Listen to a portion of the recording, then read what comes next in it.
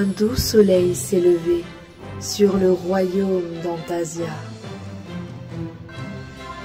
Préparez votre thé, café ou chocolat, car voici venue l'heure du réveil des enchanteurs.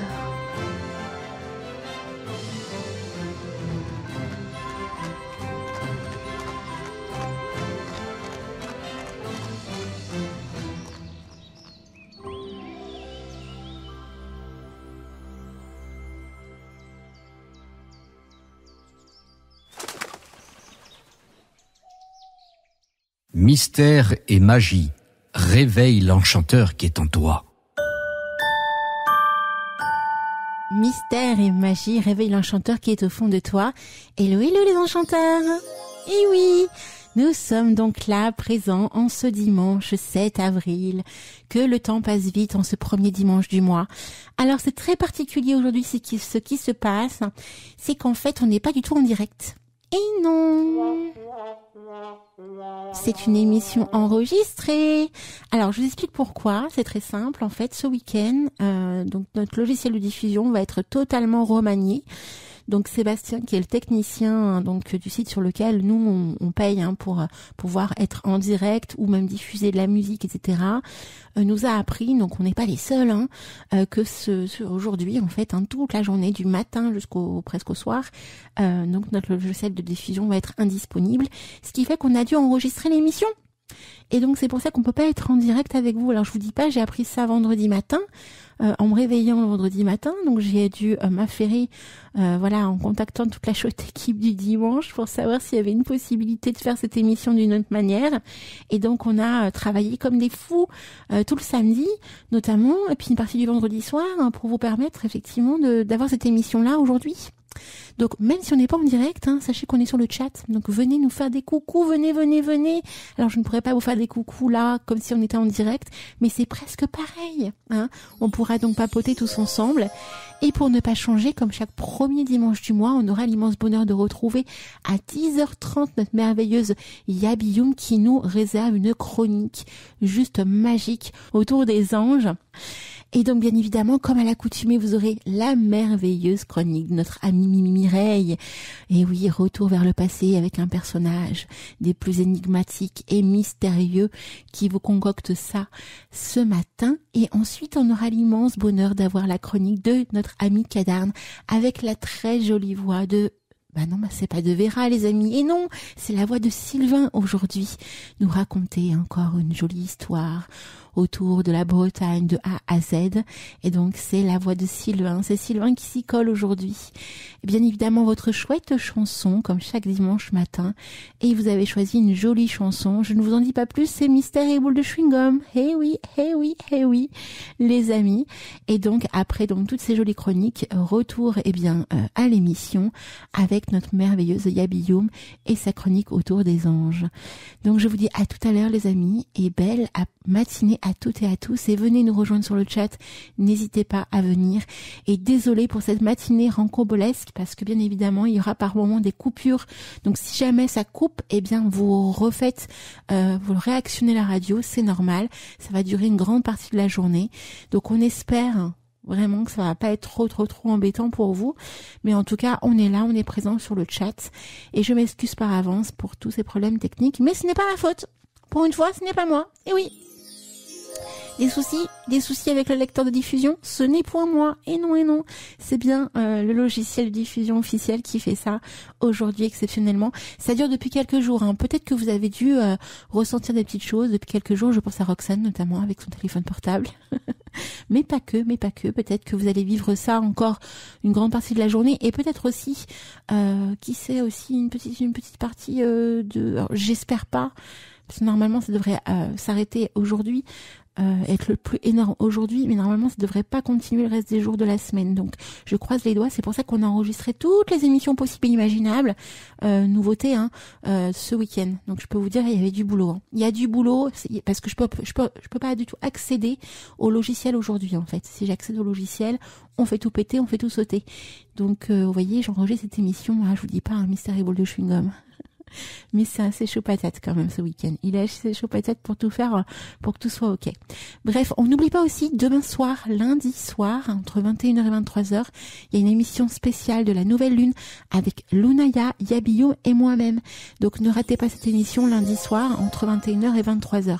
Mais j'aurai l'occasion de vous en reparler en fin d'émission tout à l'heure. Je vous fais de gros bisous, je vous embrasse bien fort et venez nous rejoindre sur le chat les amis. Venons papoter, et oui, autour du chaudron. À tout à l'heure les amis. Replay, ça s'est passé sur Radio Antasia. Radio Antasia. Coucou les amis, j'espère que vous allez bien et que vous avez passé une agréable semaine. On se retrouve comme chaque dimanche matin pour parler d'un personnage historique. Ce matin, nous allons aborder un nouveau thème qui est mère-fils. Et en ce premier dimanche du mois, nous allons parler d'un personnage historique masculin, à savoir Michel de Nostredame. Avant de commencer, je vais vous faire mon petit laïus habituel en vous disant que les informations que je vais vous donner dans cet audio sont en lien avec ma recherche personnelle dans différents livres, visionnages de reportages, internet court selon les cas. Michel de Nostredame, dit Nostradamus, est né le 24 décembre 1503 à Saint-Rémy de Provence, dans une famille juive, mais alors récemment convertie au catholicisme. Nous allons voir ça dans sous peu. Son papa est Jaume de Nostredame et sa maman Renée de Saint-Rémy. Il est né dans une famille bourgeoise. Alors, la bourgeoisie déjà est bien installée car elle date de plusieurs générations. Le papa de sa maman, Jean de Saint-Rémy, était médecin et trésorier à la cour royale de Saint-Rémy jusqu'à sa mort. Alors, il fit une forte dot. Alors, en ce temps-là, il était encore d'usage de doter les filles pour leur mariage, et cette dot permit d'aider son mari, qui était marchand de céréales et copiste, à devenir notaire. Il officiera également de manière occasionnelle la fonction de prêteur sur gage. Son nom de Nostredame lui vient de son grand-père paternel, qui était juif lui aussi. À l'origine, il s'appelait Guy de Gassonnet, fils d'Arnoton de Verloge.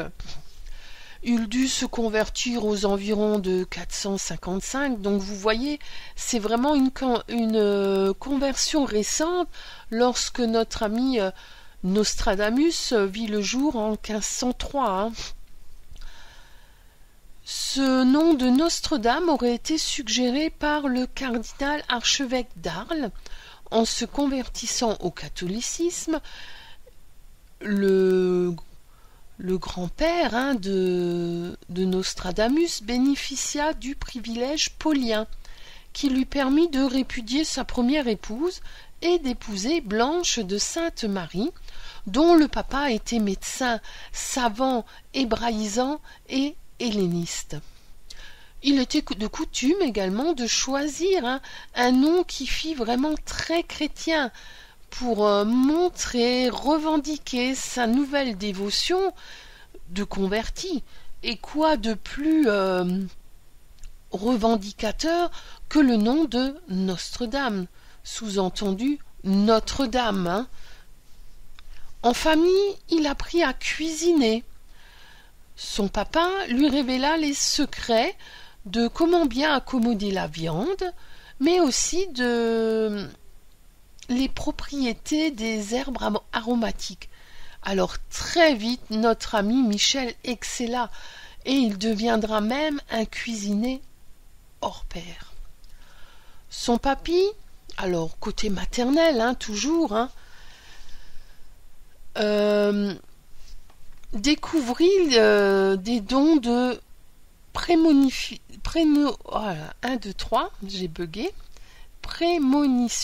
de son petit-fils, et il en fut étonné, mais cela dans le bon sens du terme, car cela l'incita à prendre en charge son éducation.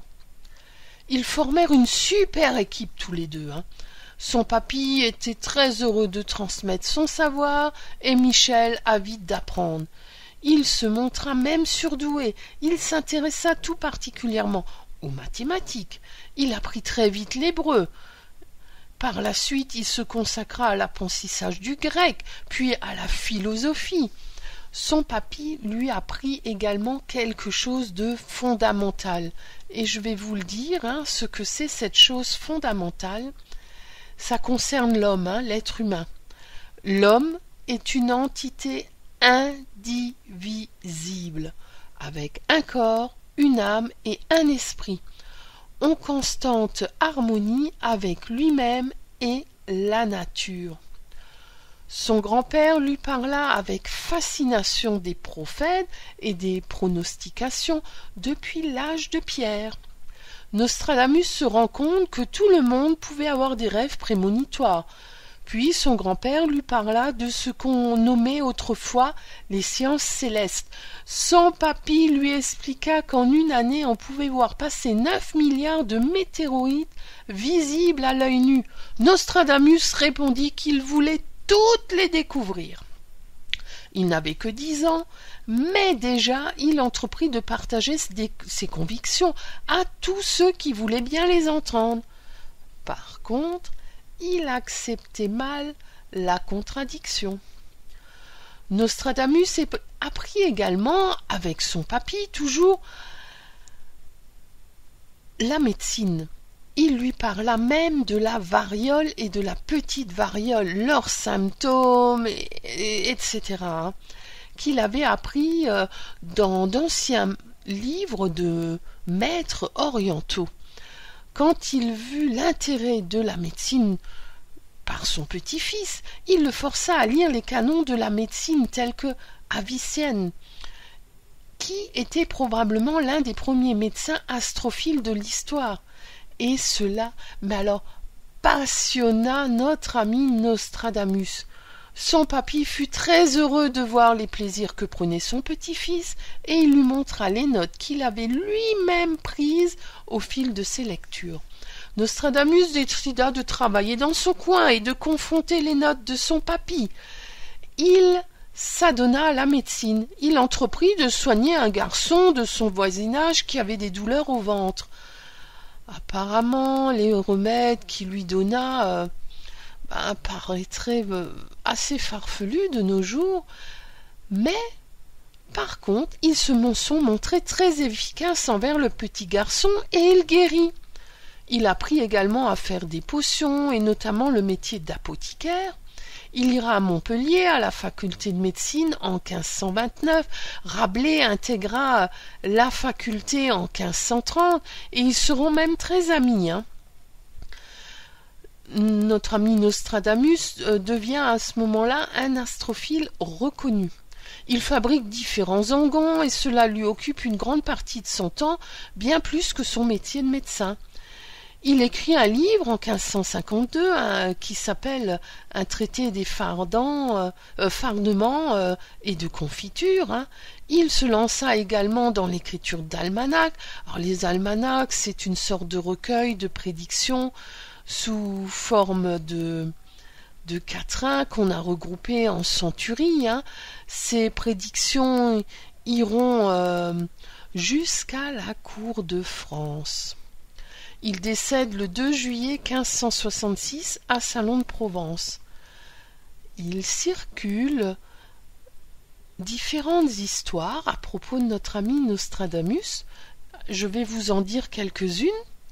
Un jour, Nostradamus était à Savone, en Italie. Il croisa un jeune moine dans la rue. Il s'agenouilla aussitôt devant lui. Le moine lui dit « Mais relevez-vous !» Et Nostradamus lui répond « Non, un chrétien doit s'agenouiller devant un pape. » Puis il lui demanda sa bénédiction. Le moine, étonné, ne comprend pas tout sur le moment. Il n'avait que 35 ans. Il lui sourit poliment, le bénit et poursuit son chemin. Ce moine s'appelait Félix Peretti. Plus tard, il deviendra le pape et il prit le nom de Sistequin. Une autre histoire aussi étonnante de notre ami Nostradamus. Travaillait dans son laboratoire, dans sa maison de Salon de Provence, dans la rue. Quand il travaillait dans son labo, on voyait Juste son chapeau dépassé. Il avait vraiment un chapeau particulier, son chapeau de médecin. Une jeune fille passa dans la rue, vu que Nostradamus était là, en train de travailler. Elle lui cria « Bonjour, monsieur de Notre-Dame !» Nostradamus, sans lever sa tête, continuant à travailler, lui répondit « Bonjour, jeune fille !» Ce que personne ne savait, c'est que la jeune fille avait rendez-vous avec son amoureux dans un bois. À son retour, le soir, la même jeune fille repassa devant la maison de notre ami Nostradamus. Elle revit à nouveau son chapeau, ce qui voulait dire que Nostradamus était toujours là en train de travailler. Elle lui dit « Bonsoir, monsieur de Notre-Dame » et Nostradamus lui répond « Bonsoir, jeune femme ». J'espère que ce que j'ai pu vous dire sur Nostradamus vous aura convenu. Par contre, il y a tellement de choses à dire sur ce personnage qu'il faudrait plusieurs émissions pour tout vous raconter. Et encore, ça ne suffirait pas. Je ne vous ai pas parlé, par exemple, qu'il était un proche de Catherine Médicis et qu'il a même été nommé médecin de la cour. Un jour, je vous parlerai peut-être, si ça vous intéresse, de la profanation de ses ossements sous la Révolution. Et bien d'autres choses encore. Les informations que je vous ai données ce matin, alors je les ai recueillies dans plusieurs livres. Alors je vais vous en citer quelques-uns. Alors celui-ci, vous le connaissez déjà, Histoire magique de l'histoire de France de Guy Breton et Louis Pauvel. Un autre que je vous ai pas encore parlé, La vie fabuleuse de Nostradamus, guérisseur, apothicaire, amateur d'art et d'astronomie, un homme hors du commun, de Richard Balducci. Alors Balducci, ça s'écrit B-A-L-D-U-2-C-I. Nostradame, le prophète de nos malheurs, du XVIe au XXIe siècle, de Stéphane Gerson. Nostradamus, l'éternel retour d'Hervé Drévillon. Alors Drévillon, ça s'écrit D-R-E-V-I-2-L-O-N, et Pierre Lagrange. Nostradamus, prophétie, présentation de Bruno Pété-Girard. Alors, je ne sais pas si j'ai bien prononcé son nom de famille, mais ça s'écrit P-E-T-E-Y-Girard, comme ça se prononce, G-I-R-A-R-D. Je peux vous proposer également un roman que j'ai trouvé très intéressant en 3 tomes. Le tome 1 s'appelle Présage, le tome 2 Le piège, le 3e tome Le précipice. Alors ce roman a été écrit par Valerio Evangelisti, E-V-A-N-G-E-L-I-S-T-I. Alors c'est vraiment un roman, une belle trilogie,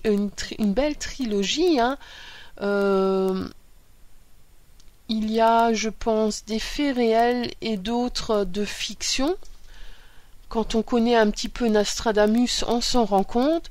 Et je pense que par contre cette lecture est réservée aux adultes, mais elle est très plaisante à lire et personnellement j'ai apprécié. Je vous souhaite une agréable semaine, un bon dimanche et prenez bien soin de vous et je vous dis à la semaine prochaine avec un autre personnage historique. Replay, ça s'est passé sur Radio Antasia. Radio Antasia. U comme univers de science-fiction. Et le premier auteur breton qui vous vient à l'esprit est Nouvelle nuit, nouveau rêve d'Antasia. Royaume onirique, où les éclats de magie tissent l'air ambiant, là se niche une bibliothèque extraordinaire. Véritable sanctuaire de connaissances mystiques, les portes, sculptées dans un bois ancien imprégné de poussière d'étoiles, s'ouvrent sur un murmure enchanté, invitant les esprits avides de savoir à pénétrer dans ce havre féerique.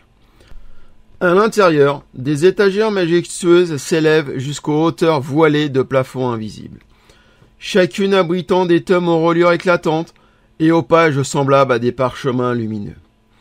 Des lumières suspendues dans l'air, d'une lueur apaisante, dessine des constellations magiques au-dessus des allées en arcade, créant une atmosphère intemporelle. Les étagères regorgent de grimoires anciens, leurs couvertures ornées de runes mystérieuses et de symboles enchanteurs. Au centre de la bibliothèque, une table massive, ciselée dans un bois sacré. Des cartes détaillées des contrées inexplorées du royaume s'étalent, dévoilant des itinéraires secrets et des portails magiques vers des mondes oubliés et découverts par Avré et Terre. Dans cet écrin de sagesse, la promesse d'épopée infinie où le passé, le présent et le futur s'entrelacent, le tout orchestré par la magie de la bibliothécaire royale, Amy. Tout est rangé, A, B, C, U. Tout est classé, U comme univers de science-fiction, lettre V comme Verne, esprit vagabond et plume agile. Bienvenue dans l'univers captivant d'un écrivain visionnaire du XIXe siècle, dont les œuvres ont transcendé les frontières du réel pour plonger les lecteurs dans des voyages extraordinaires. Cet auteur prolifique a créé des récits empreints d'aventure, d'exploration et de découverte, façonnant ainsi un héritage littéraire immortel. Au cœur de ces histoires, on découvre des protagonistes aussi variés qu'inoubliables, des voyageurs intrépides, des explorateurs des profondeurs et des visionnaires de la science. Ces personnages, portant d'une curiosité insatiable et d'une soif d'aventure, incarnent l'esprit d'une époque marquée par les découvertes et l'expérimentation. L'auteur a su captiver son public en fusionnant la réalité avec l'imagination débridée. Transportant les lecteurs à travers des mondes extraordinaires, ces récits, tissés de détails minutieux et de réflexions anticipatrices, ont transcendé les genres littéraires, jetant ainsi les bases de la science-fiction et de l'aventure. Jules Verne, pionnier visionnaire de l'imaginaire, a laissé une empreinte indélébile sur la littérature mondiale avec son flair inégalé pour l'aventure et l'anticipation scientifique. Né le 8 février 1828 dans la cité portuaire de Nantes, Verne était le fils d'un avocat prospère. Sa jeunesse, imprégée de l'influence maritime de Nantes, allait éveiller une fascination précoce pour l'exploration et l'inconnu. Bien qu'il entamait des études de droit à Paris, l'abstrait du monde des arts et de la littérature a rapidement pris le dessus. Ses premiers pas dans le domaine littéraire se sont faits avec des pièces de théâtre et des nouvelles. Mais c'est avec son premier roman, 5 semaines en ballon, en 1823, que Verne a véritablement dévoilé son génie narratif unique. 5 semaines en ballon, implanter les graines du style caractéristique de Verne. Mariant habilement la réalité avec l'imaginaire, dès lors, il a initié une série de récits légendaires, rassemblés sous le titre « Voyage extraordinaire ». Cette collection emblématique de romans d'aventure allait devenir le socle de sa renommée. La diversité des personnages et des lieux dans les voyages extraordinaires était phénoménale. Des capitaines intrépides tels que Nemo dans 20 milieux sous les mers, 1870, aux gentlemen audacieux comme Phileas Fogg dans Le Tour du monde en 80 jours, 1873. Chaque protagoniste était une incarnation de l'esprit d'aventure du XIXe siècle. L'un des atouts majeurs de Verne résidait dans sa capacité à anticiper les avancées technologiques futures. Ses romans prédisaient avec étonnante précision des inventions telles que le sous-marin, les voyages spatiaux, et même les voyages autour du monde en quelques jours seulement. Ce penchant pour la science-fiction a solidifié sa place en tant que visionnaire littéraire. Pourtant, malgré son succès populaire, Verne n'a pas toujours reçu l'approbation des critiques de son époque, qui le considéraient souvent comme un auteur destiné à la jeunesse. Cependant, avec le recul du temps, l'impact de son œuvre sur la littérature mondiale s'est affirmé. Il est désormais salué comme un maître de genre. Sur le plan personnel, Verne s'est marié à Honorine de Viane Morel en 1857. Le couple a eu un fils, Michel, et a élu domicile dans le magnifique château de la Vallée, à Amiens, où Jules Verne a passé la majeure partie de sa vie. La fin du voyage de Jules Verne a eu lieu le 24 mars 1905 à Amiens. Sa postérité, cependant, reste éternelle. Au-delà des 60 romans et de nombreuses pièces de théâtre, son héritage se perpétue dans l'inspiration qu'il a fournie à d'innombrables auteurs, cinéastes et inventeurs. Conclusion. L'héritage de Jules Verne n'est pas seulement quantifiable par le nombre de livres vendus, mais par l'écho intemporel de son imagination débordante, Son esprit audacieux continue d'insuffler une vitalité littéraire à la science-fiction et à l'aventure, alimentant les rêves de générations successives.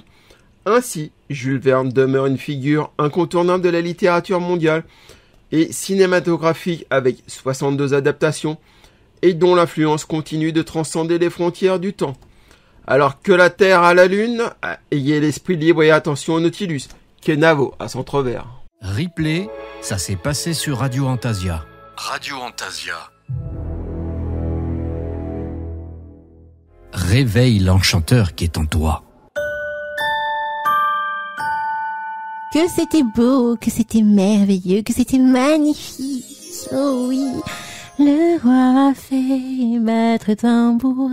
J'adore cette chanson de Carbogast. Et j'en profite aussi pour remercier grandement. Franchement, c'était génial de vous entendre pour les merveilleuses chroniques que l'on vient de diffuser. Mimi et Nostradamus. Sans oublier la chronique de Cadarne et puis sa créativité avec la voix de Sylvain. Franchement, vous êtes mais merveilleux. Franchement, j'ai envie de vous dire, les amis, on a une équipe du feu de Dieu. Je ne dis pas ça pour faire genre, vraiment. Vous vous rendez compte quand ils ont appris qu'on était vraiment limite pour ce week-end. Limite, on ne l'a failli pas faire d'émission en fait. Si on n'avait pas eu toute la chouette équipe qui s'était à fond mis au travail en avance en plus, on n'aurait pas pu faire d'émission puisque j'aurais pas pu avoir les chroniques à temps forcément. Enfin, vous voyez, donc c'était assez cocasse de faire vivre ça à toute la chouette équipe. Je profite également pour faire un énorme merci et un énorme bisou également à Eric Cooper, parce que même Eric Cooper, il m'a envoyé son émission en avance. Alors qu'habituellement je la reçois pas aussitôt parce que il faut que son émission soit en diffusion pour ce soir. Donc vous voyez, il y a aussi pareil, il y a Bioum tout à l'heure dans quelques minutes qui va passer pour sa chronique autour de l'histoire des anges. Vous allez voir, ça va être aussi merveilleux. Enfin bref, je suis tellement émue et touchée. Vous pouvez pas savoir à quel point d'avoir autour de moi des personnes aussi magnifiques et aussi merveilleuses. Et toujours au taquet. Par exemple, vous voyez, lundi soir, donc demain soir, on fait une émission spéciale pour la nouvelle lune. C'est pareil, Lunaya, elle a fait son truc au taquet. Yabiyum, pareil, son truc au taquet. Enfin, je veux dire, waouh. Et je sais pas quoi vous dire à part un énorme merci pour tout ce que vous apportez aux enchanteurs et pour votre réactivité et votre professionnalisme. Vraiment, tous et toutes, vous êtes vraiment merveilleux et adorables. Donc, je profite de cette émission enregistrée pour vous dire tout ça. Voilà, avec mon petit cœur. Je suis tellement émue et touchée et contente de vous avoir à nos côtés. Franchement, vous êtes magnifiques. Donc, après ces petits messages d'amour que je fais à mes très chers enchanteurs de la chouette équipe que j'aime très très fort, je vous aime très fort, eh bien, on va écouter maintenant une magnifique chronique qui est celle de Yabiyum. On parlait l'autre jour justement sur l'émission autour du bonheur, la magie du bonheur. D'ailleurs, au passage, cette émission est disponible sur la chaîne YouTube de notre très cher Yabiyum Rovenrout. Donc, si vous cherchez cette émission en replay, elle est sur la chaîne YouTube de Yabiyum. Et donc, dans cette émission du bonheur, on parlait justement des guides et des anges. Et elle nous disait à Yabi qu'elle allait très certainement proposer une émission autour de ça. Et là, bingo. Eh ben oui. Bingo, les amis, bingo! On va avoir droit, à sa vision des anges, comment elle perçoit les anges, comment elle travaille avec les anges. Vous verrez, c'est toutes les histoires autour des anges. Vous allez voir, c'est vraiment une chronique magnifique. Donc, on va écouter religieusement, comme on dit, majestueusement, magiquement également, notre très cher Yabiyum, et en prendre plein les oreilles de magie et d'enchantement grâce à Yabi, à qui on fait plein de gros poutou au passage. Je vous fais plein de bisous de mon côté et on se retrouve après une petite pause musicale et la chronique, bien évidemment, de notre merveilleuse Yabiyum. À tout de suite, les amis. Replay, ça s'est passé sur Radio Antasia. Radio Antasia.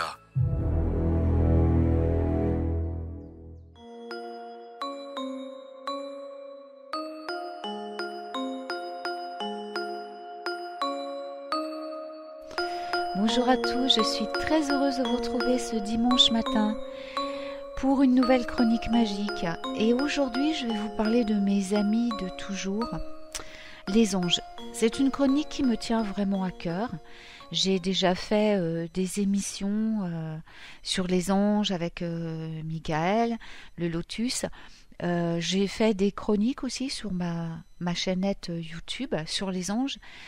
Mais il est vrai que sur Radio Antasia, eh bien, ça me tient à cœur de parler d'eux parce que je crois qu'il y a beaucoup de mauvaise compréhension par rapport aux anges de la part de nombreuses personnes qui pratiquent la magie naturelle ou des arts magiques en général. Les anges, vous savez, ils n'appartiennent pas à une religion.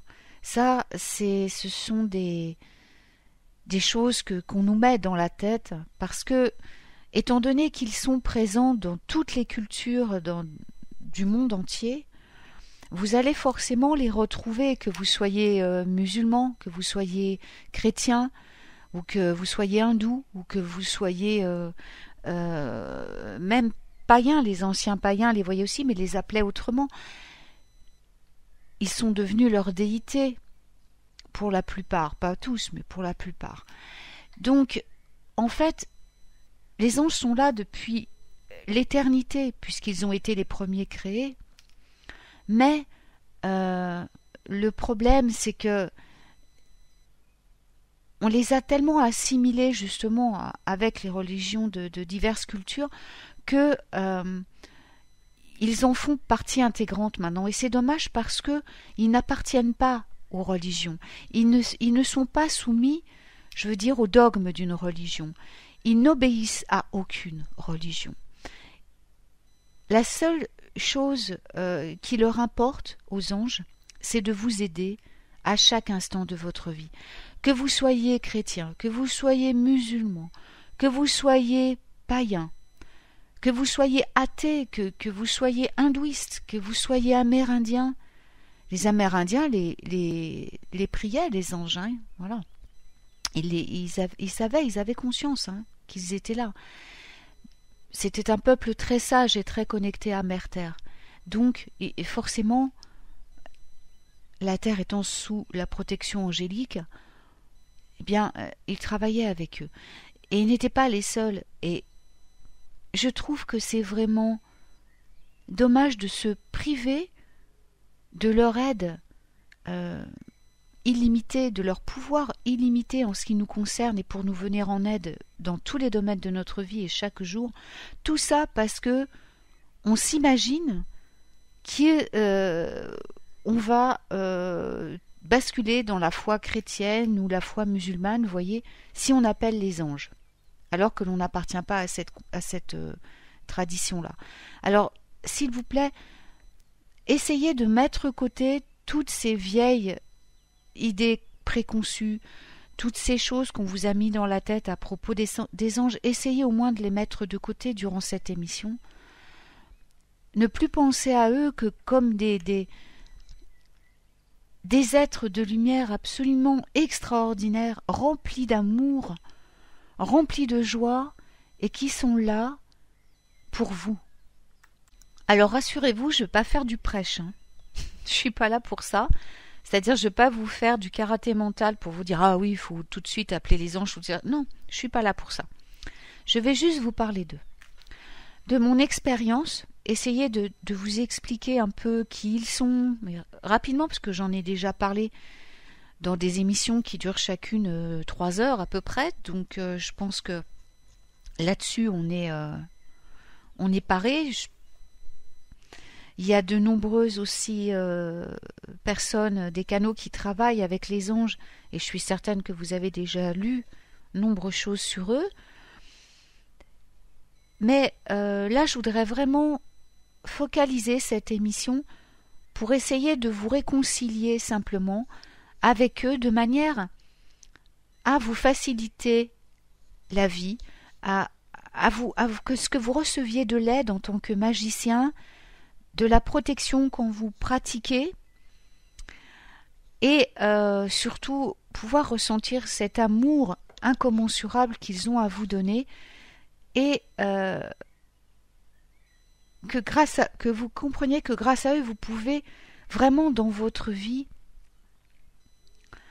alléger vos tâches, alléger vos souffrances si vous êtes malade, dépasser vos limites et vous surpasser grâce à leur aide.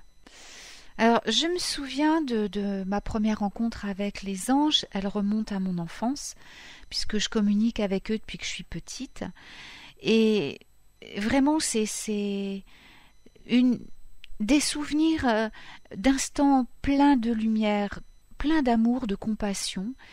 Et avant de fermer les yeux et de m'endormir, je sentais que il y avait près de moi des présences. Je dis des parce que je sentais mon guide déjà à chaque instant, et il y avait, avant de m'endormir, une autre présence qui venait à moi, qui était très différente en vibration de celle de mon guide, et c'était mon ange gardien en fait. Et je savais qu'il allait veiller sur moi pendant mon sommeil. Je sentais qu'il m'enveloppait littéralement de son aura, donc de ses ailes, hein, voilà, ce ne sont pas vraiment des ailes, c'est leur aura en fait, et c'est comme s'il me berçait dans ses bras avant que je m'endorme. Et c'était pour moi une présence inestimable. C'était certainement cette présence, la présence de mon ange gardien et celle de mon guide. C'est vraiment ce qui m'a permis durant toute mon enfance et durant toute ma vie après de pouvoir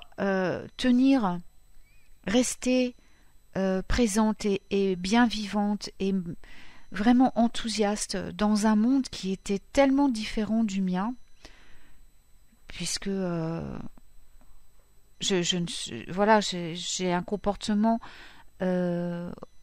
je suis autiste, hein, donc et c'est contrairement aux personnes neurotypiques, eh bien c'est un monde qui est très, enfin pour eux je sais pas, remarque je dis ça contrairement, mais c'est peut-être agressif pour eux aussi, mais pour moi en tout cas c'est un monde qui est extrêmement agressif. Et en parlant avec d'autres autistes, il s'est avéré que c'est vrai, on a ces mêmes troubles par rapport à ce monde qui n'est pas le nôtre et dans lequel on se sent perdu. Et cet ange qui est avec moi pas depuis toujours, mais au moins pour cette incarnation, c'est pas comme le guide. Le guide, il est avec nous depuis la création de notre âme, mais l'ange non. L'ange gardien, il va être avec nous pour cette vie, mais il est avec nous avant que nous nous incarnions. Et j'aimais beaucoup partir en voyage avec lui. Il m'a souvent emmenée en voyage astral. Et il m'a montré beaucoup de choses. Il m'a montré le temps, par exemple, la notion du temps, vue par les anges, comme elle est vue hors du monde humain. C'est impressionnant parce que on voit tout. Enfin, c'est c'est un peu dur à décrire avec des mots humains. Mais voilà, il m'a montré aussi de quoi était fait mon corps. Comment était constitué mon corps, et quand j'ai vu cela, il m'a emmené au plus profond de mon corps, vraiment voir au niveau atomique de mon corps, vous voyez, c'est-à-dire de voir comment j'étais réellement constituée d'atomes, donc c'est là que j'ai réalisé que je n'étais qu'une énergie en fait, et que je pouvais tout changer dans mon corps comme je le voulais. Il m'a emmené voir aussi à quoi ressemblait l'humanité par rapport, vue de la manière des anges, par rapport par exemple à d'autres peuples planétaires. Il m'a montré tout ça. Ça a été entre autres, hein, ça a été des expériences absolument fabuleuses. Et depuis tous ces instants, mon lien avec lui est devenu indestructible, tellement fort. Et même si il ne communique pas avec moi tous les jours, mon ange gardien, régulièrement, il m'envoie des signes pour me faire sentir qu'il est là, quoi qu'il arrive, et que je peux compter sur lui. et que surtout je n'hésite pas à lui demander son aide si j'ai besoin de lui. Parce que ça, c'est la règle. C'est la règle première avec les anges. Vous devez impérativement leur faire une demande quand vous avez besoin d'aide de leur part. En tant qu'humain, vous possédez ce qu'on appelle donc un libre arbitre, c'est-à-dire vous avez le dernier mot, en quelque sorte, concernant les choix de votre vie. Personne d'autre ne peut prendre des décisions à votre place. C'est un don divin, et cela, même les anges ne peuvent le transgresser. Si vous avez donc besoin d'aide, vous devez leur demander, vous devez leur adresser une prière. Le seul être de lumière qui a la capacité d'outrepasser votre libre arbitre en cas de danger est votre guide. C'est le seul qui a ce droit, parce que il peut ainsi intervenir même si vous ne le ressentez pas, si vous vous trouvez en danger de mort et que votre heure n'est pas arrivée. Entre autres, il peut faire beaucoup d'autres choses, mais voilà. Les anges, vous n'êtes pas obligé d'entrer en méditation pour les ressentir. Vous n'êtes pas obligé de faire des rituels pour les ressentir ou pour les. Il suffit juste de penser à eux. Rien que de penser au mot ange, ils sont déjà là. En fait, on n'est pas séparés des anges. Ils font partie de nous. Nous ne sommes qu'un avec l'univers. Il n'y a pas de séparation. Si l'humain connaît autant de souffrances, c'est parce qu'il s'est séparé de l'unité. Il s'est placé à part en se croyant seul, alors que non, en fait, nous ne formons qu'un. C'est-à-dire que les anges et vous, c'est la même chose. Vous n'êtes pas séparés, vous ne faites qu'un. Votre guide et vous, vous ne faites qu'un, vous n'êtes pas séparés. Pas plus que vous n'êtes séparés des autres humains. Vous êtes tous liés. C'est pour ça que, quoi qu'il arrive dans le monde, vous êtes toujours impactés, que vous le vouliez ou non, que vous le sachiez ou non, parce qu'en fait, nous sommes tous reliés. C'est ce qu'on appelle dans le Nord, dans la tradition nordique, la toile du Verde. Quoi qu'on pose sur la toile du Verde, ça se répercute sur tout le monde. Depuis la nuit des temps, les anges vous sont représentés comme des êtres immortels, avec des ailes. Ce sont des messagers du divin. Alors, je vais utiliser volontairement dans cette chronique les termes de divin. Je n'emploierai ni Dieu ni déesse comme terme, à la limite peut-être univers, parce que justement je ne veux pas que les anges soient associés à ce mot de Dieu ou de déesse qui est trop restrictif. Le divin est un mot beaucoup moins restrictif parce qu'il représente la création, il représente tout ce qui existe, animé par la présence divine. On a tous la présence divine en nous. La cellule divine, elle vibre dans tout ce qui est vivant, voyez. Et les anges, eux, unissent le ciel et la terre. Ils vont personnifier l'amour, la lumière divine, l'énergie qui défie le temps et l'espace. Ils ont toujours fait partie des religions et des systèmes divers de croyances. C'est pour ça que, quelle que soit la confession à laquelle vous appartenez, vous en avez entendu parler. Ils en font partie tout simplement parce que ce soit à n'importe quelle période, depuis la création du monde, ils ont été là. Et beaucoup de gens ont été témoins de leur présence, de ce qu'ils peuvent accomplir. Donc, que vous soyez n'importe où dans le monde, que vous soyez un Inuit au pôle Nord, ou que vous soyez en Australie, ou à Tahiti, ou je ne sais pas, ou en Nouvelle-Zélande, ou en Amérique centrale, il y aura au moins une personne près de vous qui aura rencontré un ange, quelle que soit sa religion. Donc c'est pour ça que forcément, on en parle dans les religions, comme on en parle aussi dans des lieux où on prie encore la nature, ou des dieux reliés à la nature, parce que, n'importe comment, les anges sont partout, en tout, et ils peuvent apparaître à n'importe qui, que vous soyez, voyez, de n'importe quelle partie du monde, n'importe quelle confession. Ça, c'est très important.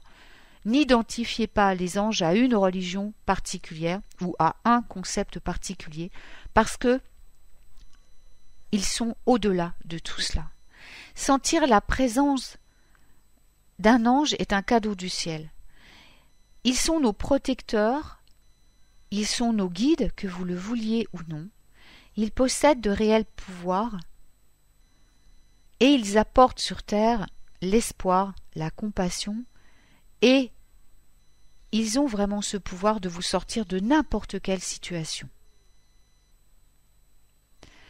Lorsqu'on est en contact avec un ange, et surtout le premier, c'est quelque chose d'absolument incroyable. On va se sentir en sécurité, on va éprouver une joie, un bonheur indicible, c'est ce qu'on appelle la félicité. Et c'est souvent alors qu'on s'y attend le moins que cela va se produire. Plus vous allez prendre conscience que vous n'êtes jamais seul, et plus ce voile qui pourrait vous séparer d'eux va s'amincir. Alors les signes des anges vont commencer à apparaître. Il va y avoir des coïncidences, des synchronicités qui vont se manifester. Dès lors que ces synchronicités apparaissent et qu'on les reconnaît et qu'on remercie pour cela, alors les problèmes vont trouver une issue favorable de manière tout à fait inattendue et très rapidement. On peut, vous allez voir aussi qu'on ressent par moments de légères pressions, alors notamment sur la tête, comme si on caressait nos cheveux, ou sur l'épaule, comme une main posée sur l'épaule. Ça, c'est souvent le guide qui pose la main sur l'épaule, ou sur les deux épaules. Mais l'ange peut le faire aussi. On va commencer aussi à percevoir de la lumière qui clignote un peu partout. Quand vraiment, sans qu'on s'y attende, on voit des petites lueurs clignotantes ou des lumières beaucoup plus puissantes, des flashs de lumière, quand ils veulent vraiment nous montrer qu'ils sont là, et notamment les archanges. C'est vraiment des flashs de lumière. Et puis, il va y avoir les différences de température et de densité atmosphérique.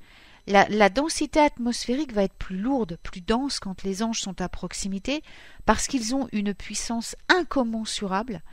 Ils vous écrasent littéralement par leur présence. C'est pour ça qu'on ne peut pas vraiment ils peuvent pas venir tout près de nous, parce que déjà on serait mort dès l'instant où ils entrent ils sont beaucoup trop puissants, on serait consumé, on tomberait en poussière immédiatement. Mais alors, quand ils approchent, quand ils veulent vous faire sentir leur présence, ils sont capables pendant un très court instant de d'approcher leur présence. Et là, la différence de pression est fulgurante. On se sent, comme vous savez, notre aura, en fait, elle se rétracte parce qu'ils prennent toute la place. Donc on est un petit peu oppressé, mais ce n'est pas une oppression de peur, comme quand on est inquiet ou angoissé. C'est plutôt une oppression qui va nous apporter la sécurité. On se sent enveloppé de sécurité, de protection. On a des frissons partout et on peut avoir soudainement très chaud. Sauf pendant une phase de purification. Quand ils viennent nous purifier, c'est l'inverse, on a froid. On peut sentir également un parfum de fleurs, c'est extraordinaire. Les guides aussi se manifestent. Par exemple, Ganesh, qui est un de mes guides pas préférés, c'est pas le mot parce que je les aime tous, mais c'est celui qui est le plus souvent avec moi, Ganesh. Je suis très très proche de la tradition hindouiste. J'aime beaucoup. Donc je prie beaucoup les déités indiennes et je fais énormément, je commence toujours mes journées par des mantras Et donc, Ganesh fait partie de ma vie. Quand il vient à moi, il y a l'odeur du Nakchampa qui le précède. Vous voyez, parce que la fleur du Nakchampa est un de ses parfums. Et les anges, c'est pareil. Ils peuvent venir à vous si vous êtes réceptif au parfum. Quand vous sentez une odeur qui flotte dans l'air, alors les anges, ce sont des parfums très subtils. J'ai pris Ganesh comme exemple parce que le Nakchampa est un parfum lourd, d'encens, vous voyez. Alors que les anges, ça va être des parfums très éthérés, fleuris. Et puis surtout, il y a cette sensation de paix intérieure qui nous rassure, on se sent calme, apaisé. Les émotions s'effacent pour nous ancrer dans le présent et dans la félicité. Et puis les rêves la nuit vont devenir clairs quand on s'endort avec les anges et on reçoit les enseignements. Et principalement à l'heure nocturne de 3h du matin, entre 3h et 3h30 du matin, si vous vous réveillez, c'est à tous les coups vos guides qui vous envoient des messages ou les anges qui vous éveillent. C'est une heure clé, 3h, 3h30 du matin, entre 3h et 3h30, c'est l'heure clé où les anges vont vous réveiller, vos guides vont vous réveiller pour vous donner des enseignements. Ne me demandez pas pourquoi, ils ne me l'ont jamais expliqué. Ils m'ont simplement dit que c'était eux et que je devais écouter. Et c'est comme ça depuis toujours. Et je sais que beaucoup de personnes, quand ils m'envoient des messages, d'ailleurs souvent je me réveille la nuit à 3h, 3h30, c'est ça, c'est vos guides, c'est votre guide qui vous parle et vos anges qui vous... C'est un peu un code, vous voyez. Et les anges vont continuer dès l'instant où vous allez donc commencer à vous rapprocher d'eux, à avoir ce désir de les reconnaître avant de travailler avec eux. C'est important de prendre confiance, c'est-à-dire de voir qu'ils sont là. C'est un peu comme tout, quand vous commencez à connaître une personne dans votre vie, avant de lui faire confiance, vous devez la fréquenter un peu. Vous devez voir si elle va être là quand vous avez besoin vraiment. Quand vous l'appelez, si elle va vous répondre. Si elle va vous faire des petits signes de temps en temps pour voir qu'elle pense à vous. Bien, les anges, c'est exactement pareil. Dès l'instant où vous allez commencer à émettre ce désir de travailler avec eux, de les connaître, de vous rapprocher d'eux, eh bien ils vont vous montrer que vous pouvez avoir confiance en eux et qu'ils sont vraiment là. Et à chaque fois que vous allez ne serait-ce que penser à eux, vous n'avez même pas besoin de parler, vous avez juste qu'à penser ange et voir dans votre tête une image d'ange par exemple. Et là vous allez voir que ils vont vous laisser des signes, par exemple des pièces de monnaie que vous allez trouver quand vous allez vous promener. Ça arrive souvent quand on est préoccupé par des questions d'argent et qu'à ce moment-là on pense aux anges. Il y a de l'argent qui apparaît miraculeusement. Alors on va voir, je ne sais pas si j'aurai le temps de parler de tout ça, mais j'en parle dans les chroniques de toute façon et même dans l'émission de Michael, dans les émissions que j'ai fait avec lui, que vraiment à force de travailler avec eux, même les problèmes d'argent ne sont plus des problèmes puisque l'argent peut se manifester d'une manière inattendue et immédiate quand on travaille avec eux, et c'est pareil dans tous les domaines. Il va y avoir des plumes aussi, soit qu'on va trouver par terre devant nous, soit qui vont tomber du ciel, des plumes blanches. Il peut y avoir des nuages aussi qui apparaissent et qui prennent des formes incroyables. Quand j'ai donné ma démission, quand les médecins m'ont dit vous ne pouvez plus exercer votre profession, ça vous est interdit, il faut que vous mettiez ça dans la tête, ma directrice n'a pas voulu me licencier parce que j'étais un bon élément. Elle ne voulait pas me lâcher. Forcément, une autiste qui travaille avec des autistes, ça aide. Donc, elle voulait pas me lâcher et elle connaissait ma fragilité, donc elle savait elle pensait que j'allais céder, tout du moins, parce que voilà, elle savait très bien me prendre. par les sentiments et ça n'a pas marché parce que mes anges ont provoqué des choses qui ont fait que vraiment je n'ai pas pu faire autrement et j'ai été obligée de donner ma démission. C'était de toute façon impératif puisque j'avais ma mission de vie à accomplir, c'est-à-dire faire ce que je fais maintenant, enseigner, donner des enseignements spirituels et faire des créations qui aident les gens à s'ouvrir spirituellement. Donc, il fallait que j'arrête, c'était impératif. Et j'avais très peur, imaginez-vous, hein, j'ai qu'est-ce que je vais faire bon, je vais me retrouver à nouveau, comment je vais faire financièrement. Ma fille, elle a besoin que je l'aide pour ses études, il fallait que je paye, que je lui donne de l'argent. Elle était au Pays de Galles, hein, voilà, pour faire ses études, elle n'était pas tout près, il fallait que je l'aide et tout. Mais le message était trop fort, j'ai donc donné ma démission. Et le jour où j'ai donné ma démission, j'étais avec mon compagnon et nous étions en voiture. C'est moi qui conduisais et je ne pouvais pas regarder le ciel, bien sûr. Et lui regarde d'un seul coup, regarde, voilà, il lève les yeux vers le ciel.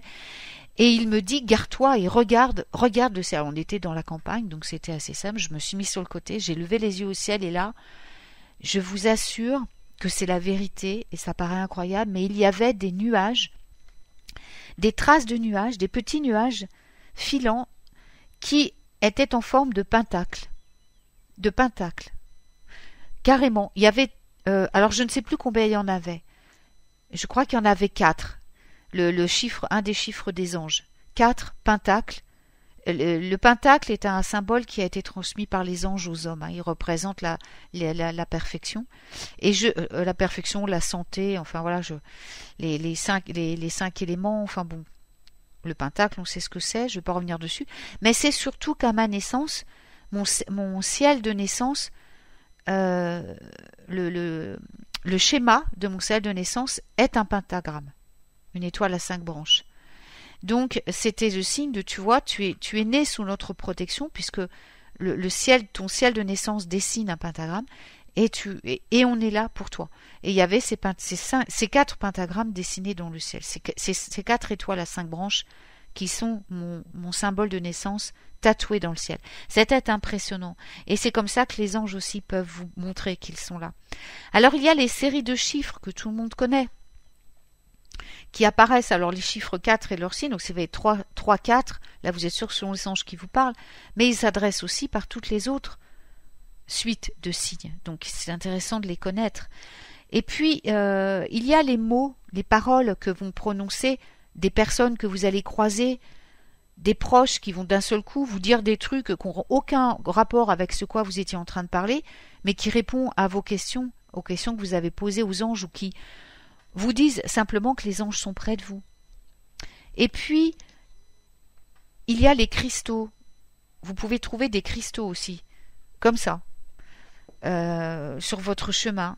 Et là, c'est vraiment les anges qui les ont mis sur votre route en complicité avec les esprits de la nature, puisque les esprits de la nature sont également en communion totale avec les anges et les archanges, bien sûr.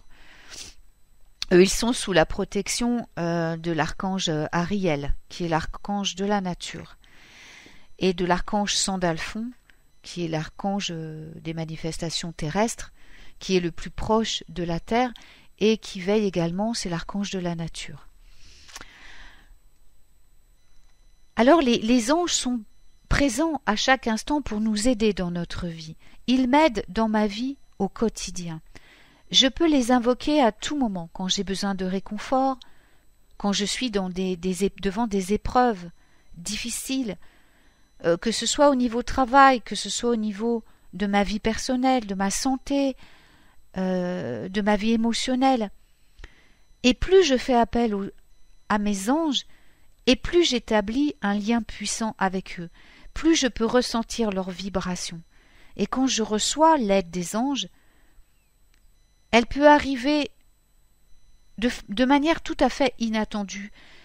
Elle n'arrive peut-être pas forcément tout de suite, puisqu'ils obéissent à ce qu'on appelle le timing divin, c'est-à-dire l'heure juste, la bonne heure, donc le bonheur en alchimie, mais ils répondent toujours. S'ils répondent, il m'avait expliqué que parfois, ils ne peuvent pas intervenir toujours quand nous le voulons, à moins que ce soit une urgence, attention, à moins que vous soyez en danger.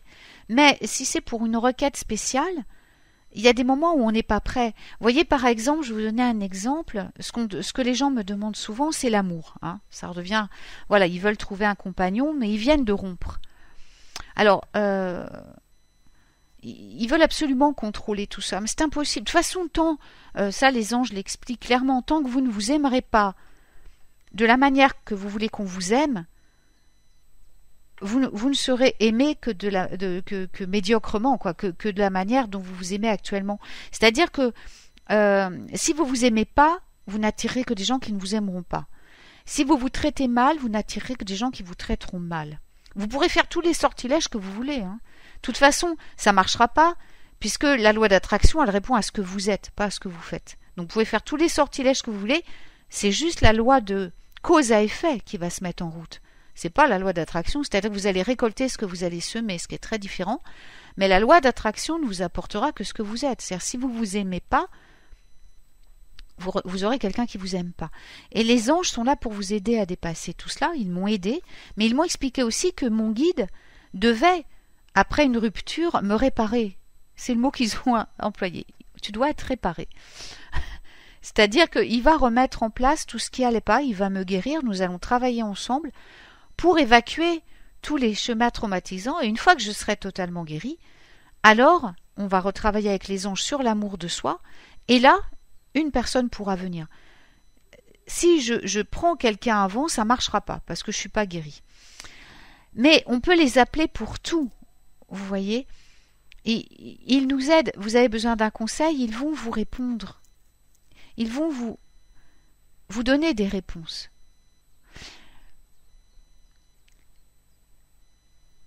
Et la plupart du temps, j'ai appris à canaliser leurs messages. Je canalise vraiment, je parle avec eux librement depuis que je suis petite, mais voilà, comme je suis humaine, il arrive parfois que j'ai mal quelque part ou que je sois un peu triste, ce qui ne veut pas dire que je ne suis pas heureuse, je ne m'assimile pas à mes émotions, mais que je ressente de la tristesse ou des émotions perturbantes. Et là, dans ces cas-là, ma perception des messages des anges va être faussée puisque je descends en vibration. Donc là, c'est mon guide qui va servir de filtre, donc qui va recevoir leur message et me le dire, ou alors c'est là que je vais percevoir leurs signes dont je vous ai parlé tout à l'heure, l'argent, les plumes, les cristaux, les paroles, tout ça. Ils vont vous donner une réponse. Ils me donnent toujours une réponse. Quelle que soit la forme d'où elle vient, je reçois la réponse. Comme je vous dis, l'aide, pas toujours tout de suite, mais la réponse, elle est toujours très rapide. Ils sont là pour nous rassurer et ils répondent très vite. Et sachez aussi que leur réponse, c'est pas toujours ce que vous attendez. C'est toujours ce qui va vous servir, ce qui va être pour votre plus grand bien, et non pas ce qui va vous faire plaisir. Donc, c'est pour ça aussi que certaines personnes commencent à travailler avec les anges, et qu'en fait, ils se disent « Oh oui, mais bon, ça marche pas, je reçois jamais ce que je demande. » Oui, mais parce que ce que vous demandez ne correspond peut-être pas à votre plan divin, et que ça risque de vous entraîner encore dans d'autres méandres. Les anges ont accès à votre plan divin. Ils savent exactement ce qui est le mieux pour vous. Donc, ils vont faire en sorte de vous apporter ce qui est le mieux pour vous. Mais ce n'est pas forcément ce que vous avez envie. Vous voyez ? Ensuite, eh bien, sachez que vous devez donc apprendre à avoir vraiment confiance. Ça, c'est le plus compliqué pour les humains, d'avoir confiance, de lâcher prise, de cesser de contrôler. C'est impératif de vraiment laisser votre ego de côté et d'entendre simplement la voix de votre cœur, la petite voix divine qui est en vous. Vous êtes des êtres divins avec des pouvoirs illimités. Si vous êtes en ce moment, si vous vous décrétez magicien, sorcier, sorcière, alchimiste, peu importe, c'est-à-dire que vous êtes dans une voie spirituelle qui vise à transformer les choses et les énergies, puisque c'est ce que font les sorciers, les magiciens, les alchimistes. Nous transmutons, nous transformons, nous prenons des énergies et nous les transmutons pour apporter un mieux-être à notre prochain et à la planète. On n'agit jamais pour nous-mêmes. Normalement. Sinon, on joue à l'apprenti sorcier et là, on ne sait pas ce que ça peut donner sur dans notre vie, mais bon, c'est pas quelque chose que je m'amuse à faire personnellement. Mais donc, sachez que en tant que magicien, que magicienne, que personne inscrite dans une voie spirituelle, en quête de votre déesse intérieure, de votre dieu intérieur, d'une vie remplie de magie, eh bien les anges sont vos alliés, sont vos compagnons et pourront vraiment dans votre pratique magique vous assister de manière suprême, vraiment, et parfois également inattendue. Je vais juste faire une aparté également qui est quand même très importante. Et là aussi, je vais vous demander de mettre de côté tout ce qui est religion pendant que je vous parle de ce qui me tient à cœur, de parler, et c'est de Mère Marie. Selon la tradition essénienne, Mère Marie était une grande prêtresse du peuple essénien. Alors, qui d'autre, il y a plus de 30 000 ans, avait été un Essénien? Eh bien, c'était Enoch, qui est maintenant devenu l'ange Métatron. On ne peut quand même pas ignorer l'archange Métatron. Hein? Et parmi la lignée des Essénéens, on va retrouver les Atlantes, les initiés de l'Atlantide, Noé, tous les pharaons, donc c'était les fils du soleil, hein, Krishna, Hermès, Thoth, Abraham, Moïse, Élie, qui est devenu l'archange Sandalphon, mais aussi Pythagore, Bouddha, Platon, et etc., etc.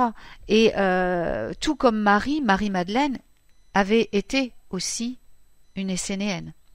Peu importe les traditions, les religions, on le voit, hein, Bouddha, Krishna, voilà. Et les traditions, Mère Marie est présente partout, elle aussi. Elle va transcender les dogmes et les écrits religieux. Elle aussi. Elle était là bien avant la religion chrétienne. Elle a toujours joué un rôle de médiateur entre le divin et les humains. Mais elle participe aussi à l'action des anges. Elle veille à ce que les anges remplissent leur mission. Elle côtoie les archanges, les maîtres ascensionnés. Elle peut même être perçue comme une archaïa elle-même. Et elle a donc ce lien très spécial avec les anges, mais également avec les êtres humains.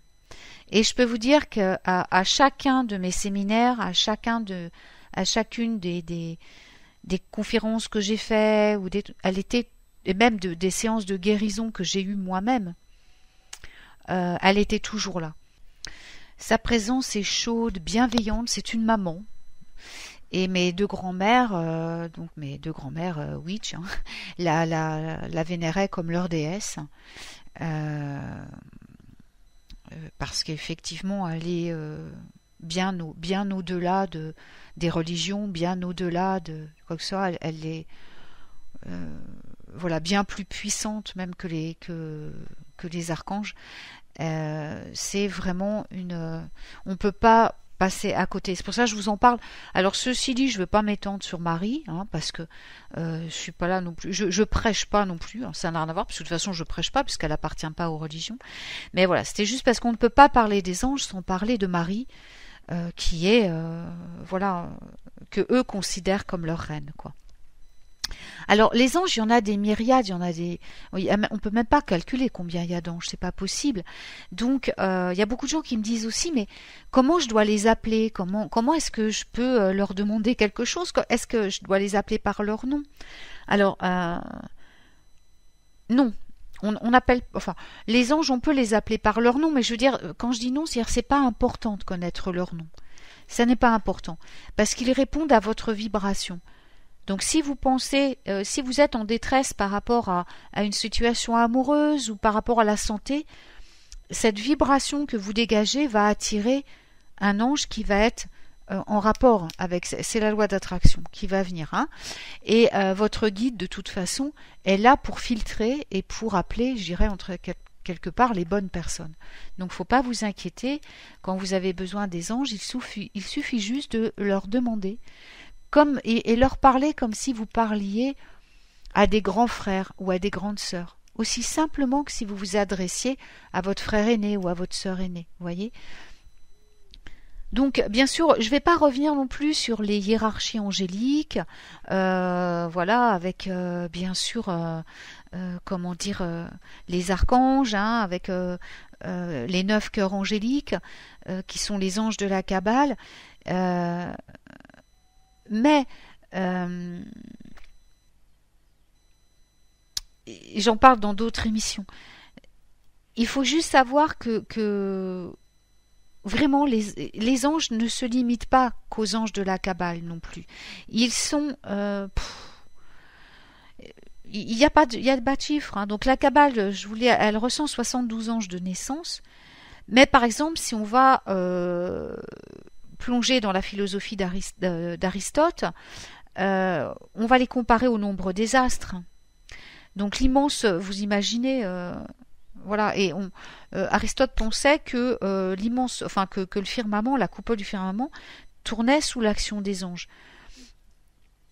Il y a plusieurs, vraiment, Daniel, il aurait vu 100 millions d'anges. Le Zohar parle de 600 millions d'anges créés le deuxième jour. Les érudits proclament qu'il y aurait 301 655 722 anges. Bref, Albert le Grand aussi. Hein. Donc Albert le Grand, c'est un dominicain qui aurait été le maître de saint Thomas d'Aquin. Lui disait qu'il y avait 9 cœurs, donc divisés en 66 666 légions, comportant chacune 6666 anges. Donc ça ferait un total de 4 milliards d'anges. Mais en fait...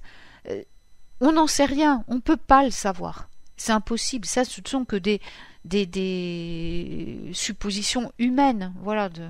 Mais en réalité, je pense moi-même que de ce qu'on m'a montré, de ce que mon ange gardien m'a montré quand il m'a emmené avec lui en voyage astral, c'est impossible pour un humain de compter tout ça parce qu'on n'a pas... c'est au-delà de notre capacité. Voilà. Pour moi, de ce que j'ai vu, de ce que j'ai ressenti, de ce qu'il m'a dit, c'est impossible pour l'humain de compter ça. Tout comme c'est impossible pour l'humain de comprendre tout, parce qu'on n'a qu'un petit cerveau, hein. On peut pas, voilà. La seule chose, moi, que je retiens des anges, et c'est la plus importante, je pense, c'est que peu importe leur nombre, peu importe comment ils s'appellent, quelque part c'est mon ego qui veut savoir tout ça. Moi, la seule chose que mon cœur sait, c'est qu'ils sont toujours là pour moi, qu'ils sont toujours là et que ils veillent sur moi à chaque instant de ma vie et ils me sortent de situations absolument improbables. Alors je suis bien placée pour vous parler de ça. Parce qu'en tant qu'autiste, je suis très recluse. Je vis vraiment solitaire. Et j'ai toujours été solitaire depuis mon enfance. J'ai des amis, hein, bien entendu. Mais je ne peux... Je veux dire... je parle de la société. Je vis vraiment en marge de la société. Et je vis dans mon monde à moi. Et dans mon monde, il y a... les anges, mes guides, les fées, il y a tout ça. C'est mon petit Antasian à moi, vous voyez, quelque part.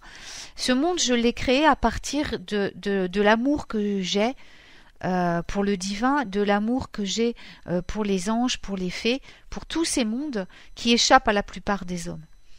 Et j'ai donc été dans ma vie confrontée à des situations très difficiles. J'ai eu beaucoup d'épreuves. Et à chaque fois, ceux qui sont venus me sauver, eh bien, c'était les anges. Ceux qui sont venus m'aider, c'était les anges, à ma simple demande. Parce que je ne pouvais pas affronter les humains. Je n'y arrivais pas. Je ne les ai jamais compris. Je ne comprends pas comment ils fonctionnent, les humains. Je ne comprends pas leur façon de penser. Et donc, pour moi, j'ai affaire à des êtres qui vivent en dehors de l'amour, en dehors vous voyez, de la spiritualité. Donc, pour moi, c'est très agressif. Et je n'arrive absolument pas à, comment dire, à me projeter dans ce monde humain. Donc quand il m'arrive, comme tout le monde, hein, des choses, des épreuves à affronter, je ne sais pas par quoi m'y prendre, parce que d'office, je ne vais pas aller vers les humains, parce que je ne vais pas les comprendre. Donc j'appelle les anges. Par exemple, j'ai un problème administratif, je ne comprends pas, parce qu'en plus, vous savez que l'autisme, on n'a pas de repères. Donc en fait, ça équivaut un peu à la dyslexie, mais en pire. Je dis toujours que je suis dyslexique, mais c'est pas ça en fait. C'est à cause de mon autisme où j'ai pas de repères. Donc je me mélange dans tout. Il n'y a pas d'ordre dans ce que je vois. Vous voyez, c'est très compliqué. Donc quand j'ai devant moi des papiers ou des choses, tout se mélange dans ma tête. J'y arrive pas. Donc qu'est-ce que je fais? J'appelle les anges et je leur dis écoutez, voilà, j'ai ça. Je me mets de côté. Maintenant, venez. Et montrez-moi, écrivez à ma place. Faites-le à ma place. Je ne sais pas le faire. Et c'est ce qui se passe. En fait, je me mets de côté et je les laisse me guider. Et c'est comme si j'écrivais, c'est comme si c'est pas moi qui écrivais. C'est comme quand j'ai écrit mon livre. Je me suis mis de côté et c'est mon guide écrivain qui est venu m'aider à écrire, voyez. Toute seule, j'aurais pas pu faire ce livre. Tout ce que je fais, je ne le fais jamais seule. Je le fais sous la direction, sous la protection, sous sous l'aile des anges, voilà, et de mon guide. Et c'est comme ça pour tout. Quand par exemple je me retrouve confrontée face à un danger aussi. J'ai vu des dangers s'écarter de moi à toute allure, ou que je sois empreinte d'une force colossale. Ou que une fois, je me rappelle, j'étais enfermée. Je me suis trouvée enfermée. Alors mes amis s'en rappellent. J'ai des témoins là. J'étais chez des amis en Suisse, on avait assisté au mariage de leur fille, et puis au bout d'un moment, comme il y avait beaucoup de monde, je pouvais plus rester, je leur ai dit, donc je rentre, je suis partie avec chaussettes, je suis rentrée, et donc je vais dans la chambre dans laquelle mes amis avaient la gentillesse de me loger, et c'était une grosse porte en bois, une ancienne porte en bois avec une espèce de clenche pour ouvrir, il n'y avait pas de poignée, c'était une clenche, et c'était du bois massif, enfin une espèce de bois énorme avec des montants énormes, des vieilles portes. Et je me retrouve d'un seul coup, la porte claque, alors je ne sais pas ce qui s'est passé, la porte claque, et je me retrouve enfermée dans la chambre, et moi donc je peux pas être enfermée quelque part, hein, c'est pas possible, hein, je deviens folle quoi. Et donc je vais pour ouvrir la porte, et la porte ne s'ouvre plus, la clenche était coincée. Donc j'essaye, d'abord je me calme, je dis non, je vais pas m'énerver, j'ai pas de crise, voilà, ça va aller, j'essaie d'ouvrir, je ne pouvais pas ouvrir. Donc j'ai senti venir une crise, vous savez, hein, et j'ai dit non, je ne vais pas céder, j'ai tout de suite appelé mon ange gardien, j'ai tout de suite appelé mes guides, je leur ai dit écoutez, venez tout de suite à moi, je dois ouvrir cette porte, aidez-moi, je dois l'ouvrir, donnez-moi la force. J'ai demandé la force, hein. Je vais vous dire pourquoi, vous allez voir pourquoi. J'aurais peut-être pas dû demander la force. J'aurais peut-être juste demandé de l'aide qui débloque la porte. J'y ai pensé après. Là, j'ai demandé d'avoir la force d'ouvrir la porte. Ils font ce que vous leur demandez, hein. Et là, j'étais tellement en panique, donc j'ai demandé la force et j'ai poussé sur la porte. J'ai carrément poussé sur la porte de toutes mes forces. Et si je vous dis que j'ai arraché la porte, les montants de la porte, tous les chambranles de la porte, c'est ouvert. Et j'ai démonté le chambranle de la porte. C'est-à-dire tout le bois qui était encastré dans le mur est sorti du mur. Je savais plus où me mettre. J'ai carrément tout cassé. Et je veux dire, les anges m'ont prêté leur force. Je leur ai demandé et j'ai carrément pété la porte, mais d'une force. Et du coup, mes amis, le lendemain, Philippe regarde la porte et fait, mais qu'est-ce qui s'est passé? Qu'est-ce que t'as fait? Comment t'as pu faire ça? C'est pas humain, tu n'as pas pu faire ça toute seule. J'ai dit, si, enfin bon, voilà, bon, ils savent qui je suis, hein, voilà, ils me connaissent. Donc ils ont beaucoup rigolé et j'ai mon ami, ma petite âme sœur qui est forgeron, Marc, qui alors après pour me chambrer, il a forgé des clous, des vis pardon, qui étaient mais juste des trucs tellement énormes, mais démesurés pour se foutre de moi quoi, juste pour dire voilà. On va réparer la porte avec Philippe, mais on va mettre ces clous-là pour que tu puisses plus, je sais plus si c'est des vis ou des clous qu'il avait fait, mais pour que tu puisses pas bouger la porte, quoi. Et j'ai les photos, j'ai la vidéo de cette porte, je vous assure que c'est impressionnant, quoi. Et c'est un exemple de ce que les anges peuvent faire, quoi. Quand j'ai des choses très lourdes à porter, je leur demande, j'ai pas la force et là je suis seule, est-ce que vous pouvez m'aider à porter cela? C'est trop lourd pour moi. Et aussitôt, ça devient léger et je peux porter facilement. Il y a une fois aussi où j'étais sur un escabeau et j'ai failli tomber. Et j'ai senti que je perdais l'équilibre et que et j'avais personne avec moi. J'étais très haute, c'était très haut, j'étais sur la plus haute marche. J'avais été obligée de monter parce que j'arrivais pas à atteindre le plafond pour changer une ampoule. Et là, j'ai appelé à l'aide et j'ai senti deux bras me tenir. Ils m'ont enveloppé les jambes et j'ai senti vraiment comme si j'avais quelqu'un derrière moi qui me serrait dans ses bras et qui me tenait pour que je ne tombe pas. Je vous assure que c'est vrai, ça fait un drôle d'effet. Hein. Donc j'ai vite fait ce que j'avais à faire. Dès l'instant où j'ai rattrapé l'escabeau, eh bien les bras se sont enlevés là. Et je suis descendue de l'escabeau. Je peux vous dire que je tremblais comme une feuille. Non pas parce que j'avais eu peur, mais parce que cette énergie, cette puissance que j'avais sentie quand elle m'a enveloppée pour me protéger et pour m'empêcher de tomber, je peux vous dire que ça fait drôle. Hein. Et là, je peux vous dire que vous y croyez. Hein. Vous dites, il n'y a pas de secret, je suis pas seule. Hein. C'est clair que je suis pas seule. Donc moi, c'est vrai qu'en tant qu'autiste, je fais appel tout le temps à eux pour m'aider sur plein de choses. Et si je les avais pas, voilà. Mais c'est pas parce que vous êtes, je veux dire, des personnes, des personnes neurotypiques, quoi, que vous pouvez pas recourir à l'aide des anges. Vous aussi, bien au contraire, ils peuvent vraiment vous aider dans toute votre vie, dans tous les problèmes de votre vie que vous rencontrez. Si vous demandez l'aide des anges et que vous lâchez prise, ils vont résoudre pour vous les problèmes. Ils vont vraiment le faire. Et vous agirez de votre côté en accord avec eux. Vous n'allez pas agir consciemment, vous allez agir sous leur direction. Ils résolvent réellement les problèmes. Vous agissez, vous faites ce qu'ils vous disent de faire, mais ce sont eux qui vous donnent les directives, vous voyez? Et ça, vous recevez leurs directives, donc, à travers votre intuition. C'est la voix de votre guide. Et donc, depuis votre cœur, pas depuis votre tête, hein? Depuis votre cœur. Ce qui fait que vous allez peut-être faire des actions que vous n'avez jamais faites ou qui vous paraissent bizarres. Mais ça fait rien, faites-les. Même si c'est des choses que vous n'avez pas l'habitude de faire. Si ça vient des anges, de toute façon, vous allez vous sentir joyeux, vous allez vous sentir bien, et c'est la preuve que ce sont bien les anges qui vous parlent, et non pas des êtres du bas astral. Quand les anges viennent à vous, vous êtes joyeux, vous êtes gai, et vraiment, vous êtes capable de déplacer des montagnes. Les anges m'ont aussi aidé à réparer des objets dont j'avais besoin. L'archange Michael m'aide souvent en informatique. Il m'a aidé à rétablir une connexion en urgence dont j'avais besoin. Ce sont les maîtres des ondes. Hein. C'est eux qui gèrent toutes les ondes. Hein.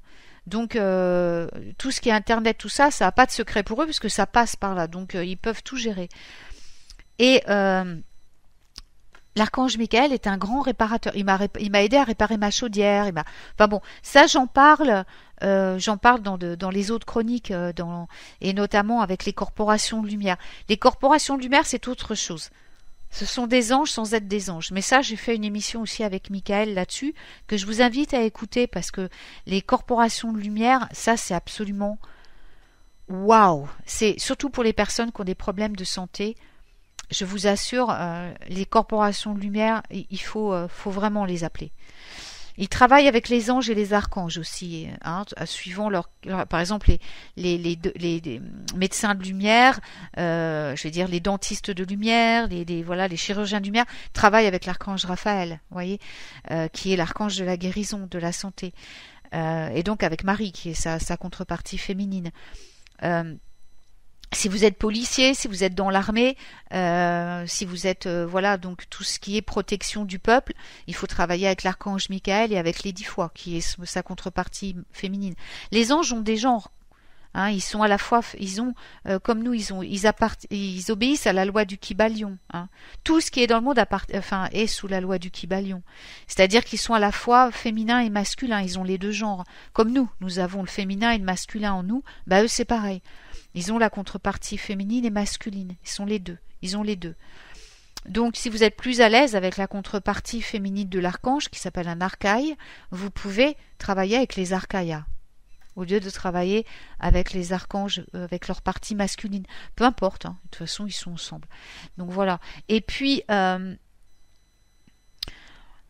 par quoi est-ce que il y a tellement de choses à dire que c'est vraiment compliqué. Il y a des auteurs de référence pour les anges. Hein. Le grand Raziel, H-A-Z-I-E-L, est un auteur de référence pour apprendre qui sont les anges de la Kabbale, avec qui vous... Ce sont les anges, c'est les anges planétaires. Hein, c'est important de connaître les anges planétaires, surtout si vous êtes magicien. Hein, si vous pratiquez la magie, ou que vous faites des sortilèges, des rituels. J'espère pour vous que vous tenez compte des heures à laquelle vous faites vos sortilèges. Et si vous tenez compte des heures, eh bien vous travaillez avec les anges, puisque chaque heure est régie par un ange ou un archange. Donc,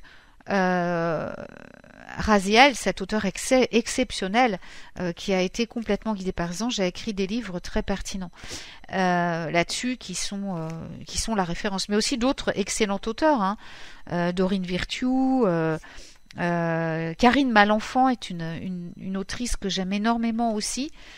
Ce qui est bien avec les auteurs sur les anges, c'est qu'on voit à quel point, justement, aucun n'essaie d'influencer les personnes, c'est-à-dire ils le disent bien, que chacun le dit, que c'est à vous de faire votre expérience avec les anges, qu'ils n'imposent rien, qu'effectivement les anges n'appartiennent à aucune religion. On a tous le même rapport en fait. Les anges nous donnent tous les mêmes messages, effectivement. Et c'est en commençant à travailler avec eux que vous allez vous rendre compte qu'en fait ils sont avec vous depuis votre naissance. Vous allez les reconnaître. Là, vous vous dites, oh non, mais les anges, ça me dit rien, c'est catho, c'est machin. Mais si vous commencez à travailler avec eux, vous allez vous rendre compte que tout ça, c'est faux. Qu'en fait, ils ont toujours été là. Que toujours votre ange gardien a été là, que toujours les anges ont été là, tels qu'ils soient.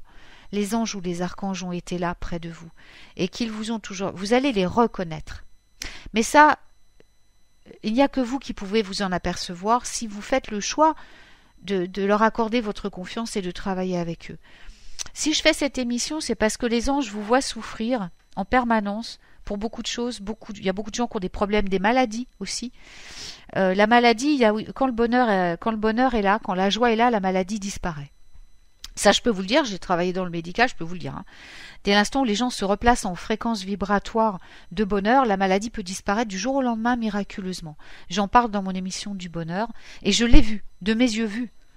Et je peux vous le dire, et j'ai encore contact avec des personnes qui travaillent dans le domaine, des personnes qui sont médecins ou chirurgiens, ou ma cousine qui est docteur anesthésiste, ou encore des gens qui sont dans le médical, des amies infirmières. Elles le voient au quotidien, ces miracles. Hein. Des gens qui guérissent miraculeusement dès l'instant où leur vie change, où ils sont dans une autre situation. D'un seul coup, ils choisissent, parce que c'est des choix qu'on fait, hein, le bonheur, et alors là, tout dans leur vie devient bonheur. Et dans leur vie se placent des choses, et là, la maladie disparaît. La maladie n'a pas de place là où le bonheur existe. Et ça, c'est vraiment quelque chose qui est... c'est pas une fabulation.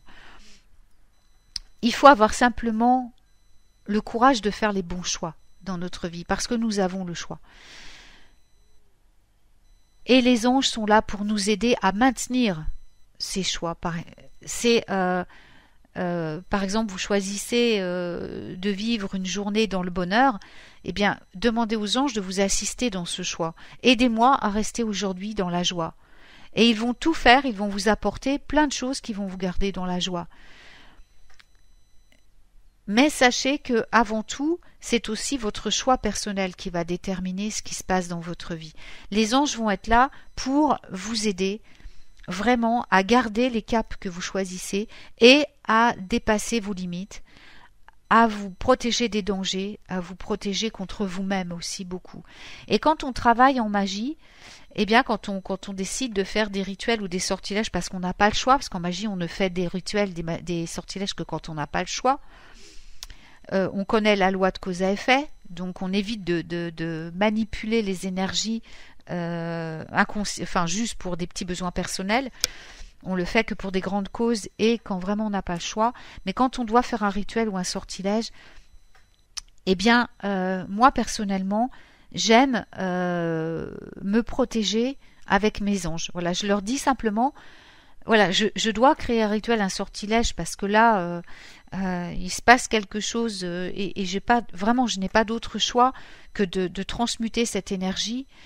Et j'ai besoin de vous pour la transmuter en lumière, en quelque chose de merveilleux qui va faire le bien de tout le monde, que je ne risque pas de faire du mal à qui que ce soit dans le monde entier. Parce que ce que vous faites, ça se répercute des fois pas sur vous, mais sur quelqu'un d'autre d'innocent à des millions de kilomètres. Quoi qu'il en soit, les élémentaux vont manifester ce que vous demandez. Donc ils vont le manifester. Ça c'est sûr, vous savez pas où ni à qui. Donc en se protégeant avec les anges avant de faire un rituel ou un sortilège ou quoi que ce soit, eux, ils vont faire en sorte que ce que vous allez créer soit empreint de joie, de bonheur et d'amour. Donc que vous n'allez faire de mal à personne. Et donc que vous ne vous ferez pas de mal à vous-même non plus. Et puis surtout que vous n'allez pas risquer de rencontrer des entités ou des choses malveillantes pendant votre pratique magique. Et ça, c'est très important aussi. Voilà. Parce que c'est ce qui est voilà, se garder en sécurité, se garder dans l'amour et la lumière, ça vous apporte tellement plus de bonheur et de joie, vous voyez, que de succomber à la facilité de l'ombre et dire voilà, bah oui, non mais c'est une fatalité, elle est malade parce que c'est sa vie, c'est comme ça. Non, il y a toujours moyen de transformer les choses et on peut vraiment faire des miracles quand on collabore avec les anges. J'en parle dans l'émission du bonheur. Là, je suis en train de la réencoder parce que je me suis trompée, j'avais oublié d'enlever la musique, donc je suis en train. Elle sera publiée aujourd'hui ou demain sur ma chaîne. Mais sachez que, quoi qu'il en soit, il est bon d'aller vers les anges, de leur ouvrir notre cœur. Après, comme je le dis, ça n'engage que moi. Je vous en parle parce que c'est leur demande, mais après chacun est libre de faire ce qu'il veut. Mais j'espère en tout cas que cette émission vous aura donné envie de vous rapprocher un petit peu de ces êtres magnifiques qui sont nos frères et sœurs de lumière et qui ont été créés pour nous aider et pour nous aider dans notre ascension et d'aider notre terre-mère à ascensionner également. Voilà. Je vous embrasse très fort, chers enchanteurs, et je vous souhaite une toute belle journée. Que les anges vous gardent.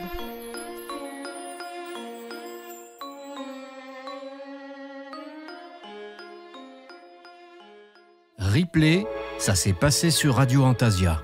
Radio Antasia. Réveille l'enchanteur qui est en toi. Et oui les amis, mystère et magie, réveille l'enchanteur qui est au fond de toi. Et donc nous sommes de retour pour la fin de cette émission. Un énorme merci à toute la chouette équipe de ce dimanche matin, dimanche 7 avril. Je rappelle au passage que ce soir, n'oubliez pas la croisière folk avec Eric Cooper. Il va donc nous emporter dans son univers et son monde merveilleux. Et en plus, ce soir, c'est un spécial woman, donc spécial femme, autour donc de toutes ces jolies chansons et univers et ambiances qui entourent la croisière folk. Une émission qui est également en rediffusion chaque lundi et mercredi après-midi sur radioantasia.fr entre 14h et 15h, les amis. Et bien évidemment, ce soir, il y a aussi, ce soir, il y a également, à partir de 21h, les amis, une émission à ne pas rater. Et non, surtout si vous aimez l'océan et la mer, à partir de 21h, faut qu'on en parle avec Luc et Mylène. Donc, entre 21h et 23h, le thème de ce soir, c'est mer, océan, mieux connaître pour mieux protéger. Mieux protéger quoi? Eh bien, mieux protéger les mers et les océans. Donc, si comme nous, vous aimez, eh bien, l'eau, l'élément eau, je pense que cette émission va vous plaire. Ne pas oublier non plus demain soir, spécial nouvelle lune. En plus, une nouvelle lune assez rock'n'roll, Je peux vous dire que c'est une énorme nouvelle lune. Il va y avoir plein d'énergie autour de cette nouvelle lune. Et donc, elle va être en bélier. Donc, ça déménage avec cette énergie en bélier. Et donc, pour cette spéciale nouvelle lune, on va être 3 à vous proposer du contenu demain soir entre 21h et 23h. Donc, vous aurez à partir de 21h, eh bien, Lunaya qui va donc vous ouvrir les portes autour de l'univers des 13 mers originelles. Et donc, elle va se hâter à vous raconter déjà l'histoire autour de la femme qui voit loin. Et donc, elle va pouvoir, après coup, vous expliquer un petit peu la symbolique de cette 4e mère originelle qui est autour donc de voir la vérité qui est l'illumination, se libérer de ses blessures, affiner son don de vision, rester attentive au rythme de chacun. Vous pourrez également découvrir l'oracle qu'elle utilise pour ses captations de tirage, c'est l'oracle des cartes médecine, découvrir son animal totem, et vous aurez aussi la lecture associée au conte de la 4e mère originelle, les 13 mères originelles. Donc ça, c'est la première partie de cette émission. En deuxième partie, vous allez vous plonger dans l'ambiance et l'univers de Yabiyum, qui vous proposera donc une connexion magique sous l'influence donc de l'énergie associée à la nouvelle lune en bélier, et également un magnifique tirage avec ces jolies runes. Elle vous demandera également de vous connecter à certains outils, à vos autres outils préférés, que vous utilisez le plus dans votre art magique, d'avoir avec vous un bol d'eau, une bougie blanche, une pierre de lune ou une pierre d'améthyste, ou même une pierre de quartz rose, ou même un cristal de roche. Donc voilà, tout ça, je vous donne des petits tips en avance, mais vous avez toutes les informations dans l'onglet agenda de notre radio, qui est radioantasia.fr.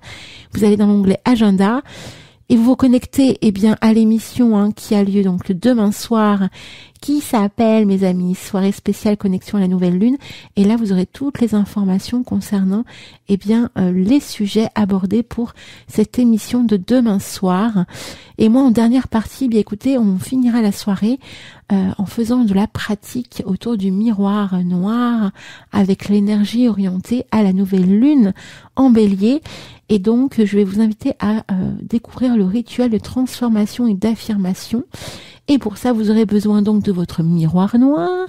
Si vous n'avez pas de miroir noir, vous prenez un petit bol de couleur sombre si possible, noir même, c'est encore mieux.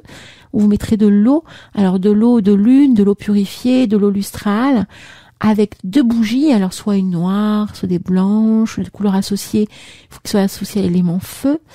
De l'encens aux senteurs un petit peu, même très inspirantes, comme par exemple de la cannelle ou même du gingembre. Votre pierre de protection préférée, une feuille de papier et un stylo, votre chaudron. Si vous n'avez pas de chaudron, une petite coupelle, ça ira très bien. Et enfin, une boîte d'allumettes. Alors, vous verrez, c'est très important d'avoir une petite boîte d'allumettes. Vous allez utiliser des petites allumettes demain soir à mes côtés. Donc voilà, je vais vous faire découvrir l'un de mes arts magiques que j'aime bien faire quand je suis en nouvelle lune, et notamment une nouvelle lune associée à l'énergie de l'élément feu. Et comme demain c'est l'énergie de l'élément feu avec le bélier, ça tombe plutôt bien pour ce rituel de transformation et d'affirmation, les amis. Voilà, je crois que je n'ai rien oublié. Le réveil des enchanteurs, bien évidemment, est en rediffusion cet après-midi entre 16h et 18h et sera disponible demain sur notre chaîne YouTube Antasia TV en fin d'après-midi, comme habituellement, bien évidemment. D'ailleurs, je fais plein de gros bisous au passage à tous les abonnés de la chaîne YouTube et je vous remercie pour les nombreuses personnes qui s'abonnent. Franchement, vous êtes merveilleux. Je vous ai dit, Antasia, c'est un merveilleux royaume. Et il se passe plein de choses sur Antasia. On est entouré de plein de belles âmes et ça fait super plaisir. On est entouré de merveilleux enchanteurs. Au passage, j'embrasse plein, énormément de bisous, de gros poutous comme dirait Cadarne, d'énormes gros poutous magiques. On va tous dire poutou maintenant à cause de Cadarne. Moi je vous le dis, mais c'est pas à cause de Cadarne, c'est grâce à Cadarne. On va tous faire de gros poutous à tous les enchanteurs qui sont sur le chat notamment. Donc je vous remercie aussi d'être toujours présents chaque dimanche matin. N'oubliez pas, il y a des émissions le samedi après-midi, le samedi soir. Donc venez, même si pour papoter 2 minutes, mais venez nous faire un petit coucou quand vous savez qu'il y a une émission, des émissions qui sont là le samedi après-midi, le samedi soir, le dimanche matin. Et puis en plus, si vous voulez être connectés entre vous en écoutant la croisière folk le dimanche soir ou même en écoutant les émissions spéciales qu'on fait comme là demain la nouvelle lune ou même ce soir, faut qu'on en parle. Faut pas hésiter à venir. Ça peut être des petits rendez-vous que vous vous proposez entre vous, même si nous, en tant qu'animateurs, on n'est pas là. C'est pas bien grave. Au moins, vous êtes entre vous. Vous pouvez papoter et dire tout ce que vous avez envie de dire, n'est-ce pas, hein? Comme hier, par exemple, hier soir, il y a eu une superbe émission avec notre merveilleuse Marie-Roux autour, bien, de la couleur et de sa magie, hein. On a appris plein de choses hier soir. D'ailleurs, cette émission sera rediffusion jeudi prochain, entre 16h et 18h. Je peux vous dire que sur le chat, ça y allait hier soir, hein. Sofiane, il a été, waouh, petits oignons, petits bouillons, hein. Il était, waouh, il était haut dans les tours. Il m'a dit des trucs, il nous a dit des trucs de fou. Bref, ça m'a un peu perturbé, pour être honnête. Et d'ailleurs aussi au passage, Sofiane va fêter son anniversaire vendredi prochain, le 12 avril. C'est l'anniversaire donc de Sofiane. Et je sais que Sofiane n'écoute jamais l'émission le dimanche matin. Donc Sofiane, voilà. Tu sauras pas que j'ai encore parlé de toi ce dimanche matin. Et non. Pour te dire que je te souhaite un joyeux anniversaire un petit peu en avance parce que la semaine prochaine, le vendredi, on ne fait pas d'émission. Donc, il faudra que j'y pense pour samedi prochain de te souhaiter un joyeux anniversaire au niveau de la radio. Mais vous pouvez, les amis, vous souhaiter un très joyeux anniversaire si vous le souhaitez en allant dans l'onglet dédicace de la radio. Vous mettez votre petit pseudo, vous mettez joyeux anniversaire à Sofiane le vendredi 12 avril. Et je suis sûre qu'il sera super content et je lui dirai d'aller faire un coucou sur l'onglet dédicace de la radio. Je pense à Flash. Tiens, Flash, je sais que tu as laissé, d'ailleurs, tu n'es pas le seul, tu as laissé des joyeux anniversaires à plein de membres de la communauté magique, notamment à Lunaya qui avait fêté son anniversaire le 13. Non, je vous dis des bêtises, moi je pense au 13, en fait je pense à Mimi Mireille. Mimi, tu es dans mon cœur aussi. Non, Lunaya qui a fêté son anniversaire le 1er avril. Et oui, et c'était pas un poisson d'avril, et non. Donc voilà, oui, écoute, je vais vous laisser, je fais plein de gros poutous. Je souhaite à toutes et à tous un merveilleux week-end magique et enchanteur. Et passez une très très belle semaine. N'oubliez pas de venir nous écouter demain soir pour vous connecter à la jolie énergie de cette nouvelle lune en bélier. Ça va dépoter du lourd, ça va dépoter du sec, je le sens aux petits oignons, moi je vous le dis.